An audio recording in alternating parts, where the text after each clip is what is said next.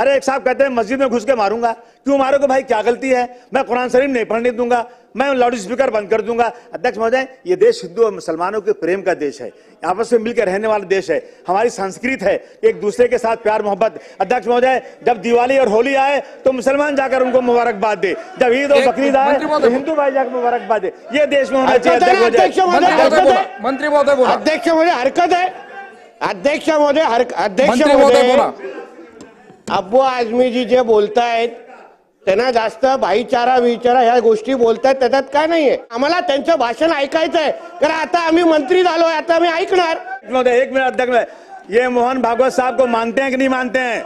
आदरणीय मोहन भागवत साहब ने कल ही कहा है, ये नेता लोग जो है ना अपना कद बढ़ाने के लिए ये सब कर रहे हैं। ये श्री मोहन भागवत जी की बात है, बंद करो ये सब चीजें। अध्यक्ष महोदय, अध्यक्ष महोदय, मैं मुख्यमंत्री जी बैठे हैं, मुझे बहुत खुशी है कि मैं उनके सामने कुछ बोलना चाहता हूं। अध्यक्ष महोदय, मुख्यमंत्री से मैं एक प्रोटेक्शन चाहता हूं आज। अध्यक्ष महोदय, हमारा देश एक धार्मिक देश है। अध्यक्ष महोदय, यहाँ धर्म के मानने वाले लोग हैं, अपने धर्म के खिलाफ, अध्यक्ष महोदय, महापुरुषों के खिलाफ यदि कोई बोलता है उस पर जान देने को तैयार रहते हैं लोग।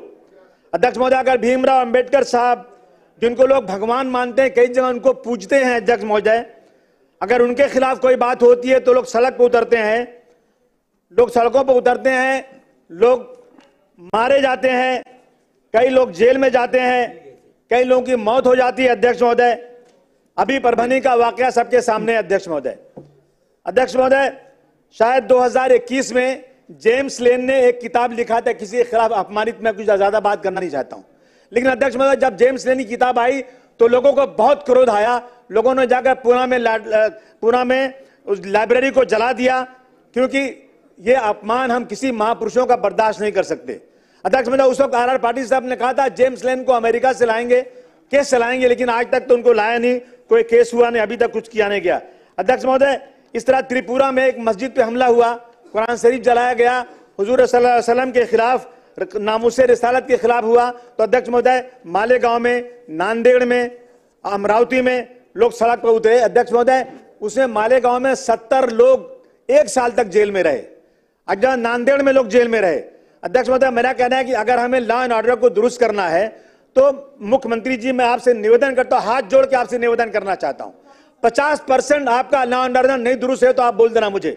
अध्यक्ष महोदय, जब भी नवरात्रि आती है, मस्जिद के सामने आकर के क्या जरूरत है वहां पर सर, वहां पर आके ये कहना कि इस देश में रहना है तो आपको जय श्री राम कहना है। अध्यक्ष महोदय, अगर कोई मना करता है, रुकिए अध्यक्ष महोदय, मुसलमानों को क्यों मजबूर किया जाता है?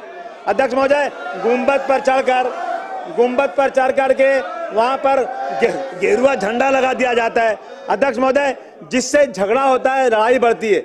अध्यक्ष महोदय, अगर इस तरह की चीजें देश में चलेंगी तो लॉ एंड ऑर्डर कैसे दुरुस्त होगा? मैं अध्यक्ष महोदय, विशालगढ़ में मस्जिद के ऊपर चढ़कर गुंबद पे हथौड़ा मारा गया, सबने अपनी आंखों से देखा। अध्यक्ष महोदय, मैं मुख्यमंत्री जी, मैं आपका ध्यान दिलाना चाहता हूं कि विशालगढ़ में मस्जिद में घुसकर कुरान शरीफ जलाया गया, वहां पर 45-50 लोगों का घर बिल्कुल तोड़ दिया गया। क्या गलती थी उनकी? अध्यक्ष महोदय, ये सिर्फ हिंदू और मुसलमानों के बीच में जिस तरह से झगड़ा कराया जा रहा है, उसमें कहीं ना कहीं मुख्यमंत्री जी को आपको रोक लगाना जरूरी है। बांग्लादेश में हमारे भाइयों के साथ वहां पर जाति हो रही है, हम उसकी निंदा करते हैं, उसकी खुली निंदा होना चाहिए। लेकिन मेरे देश के अंदर अध्यक्ष महोदय, ट्रेन के अंदर एक पुलिस वाला मुसलमानों को निकाल के गोली मार देता है, अध्यक्ष उसकी निंदा क्यों नहीं जोरदार तरीके से होती? क्यों नहीं हमारे और भाई सड़क पे उतरते?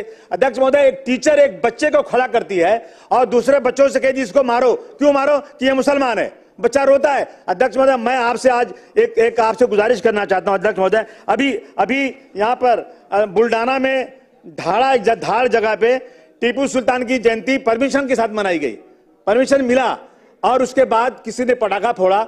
अध्यक्ष महोदय, ऐसा वहां पर लड़ाई झगड़ा हुई, वो गरीब मुसलमान जिनके घर ही नहीं है, टीन का पार्टीशन है, उन घरों में रात को पुलिस घुस करके इतना 12 लोगों को जला दिया, प्रॉपर्टी जला दिया। अध्यक्ष महोदय, इन सब चीजों पर अध्यक्ष महोदय कहीं न कहीं रोक लगना चाहिए। अध्यक्ष महोदय, रात को 10 साढ़े 10 बजे घुस करके मारा गया और आरोपियों को कार्रवाई की गई। अध्यक्ष महोदय, मुस्लिम समाज के 28 लोग पकड़े गए, दूसरे समाज के 7 लोग का नाम, उसमें 4 ही गिरफ्तार हुआ।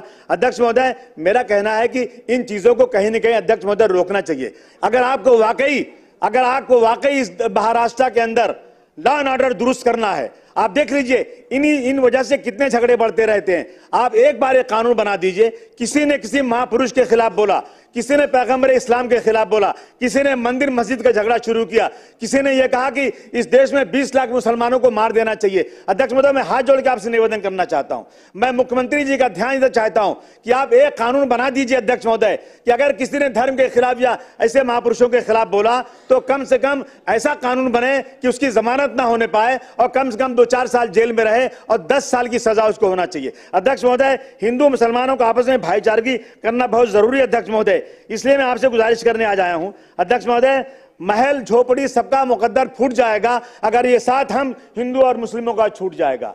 दुआ कीजिए कि हमें प्यार के रिश्ते रहे कायम। अगर ये रिश्ते टूट जाएंगे मुख्यमंत्री जी, भारत टूट जाएगा।